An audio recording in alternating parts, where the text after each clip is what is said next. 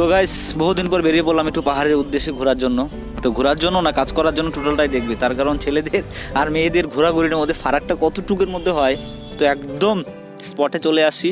তো দেখতে পাচ্ছ যে গেটআপটা দেখা মানে রয়েছে আমার, সেটা নিশ্চয়ই এটা ঘোরার নয়, এটা হচ্ছে কাজ করার জন্য আসি আর কি। তো প্রথমে যে কাজগুলো করছি সেটা হচ্ছে রান্না বান্না। তো এদিকে ডিম বসিয়ে দিয়েছি, 2-4 দিন থেকে আমি এখানে ছিলাম, তো সেটা ক্যাপচার করে করে ভিডিওটা করেছি আমি।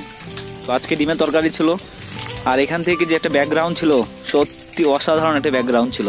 তো টোটালি অনেক কিছু তোমাদেরকে দেখাবো, শেয়ার করার রয়েছে আমার।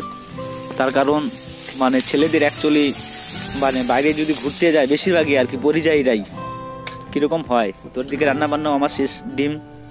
Hello everyone. তো গাইস, তো পাহাড়ে তো এসেছি আমরা কয়েকদিন হলো আর কি। তো এই মুহূর্তে চলে আসছি বাঁশ কাটার জন্য। ছেলেরা এনজয় করতে গেলেও প্রথমে কত পরিশ্রম করে তারপর এনজয় করতে হয়। ঠিক করে হাঁটতেই পারছি না, তারপরও পাহাড়ে করছি কাজ। কিভাবে দেখি হবে জীবন, এরকমই নিয়তি ঘটছে আর কি আমার সাথে। ভাবছি কিছু আর ঘটে যাচ্ছে আমার সঙ্গে অন্য কিছু।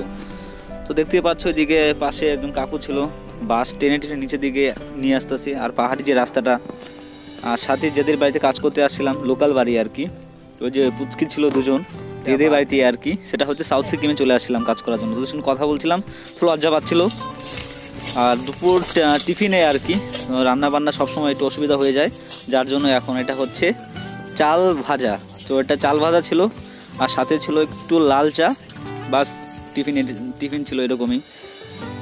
তো মনে হয় না ছেলেদের জীবনটা একটু আলাদা, যে বাইরে কি করে অ্যাকচুয়ালি, সেটা তো আমি ক্যাপচার করে তোমাদেরকে দেখালাম।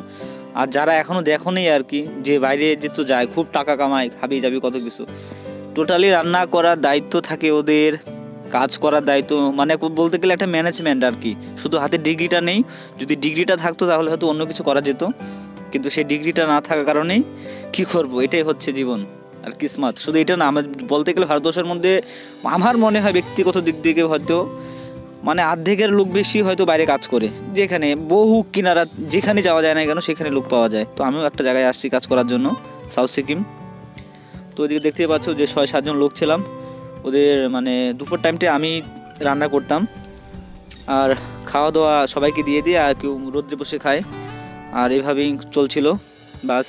আর এই দেখতে পাচ্ছ একটু রেস্ট করার জন্য কীরকম মনে হচ্ছে, আওলা ঝাউলা কীরকম একটা জীবন, ভালো লাগছে না আর কি।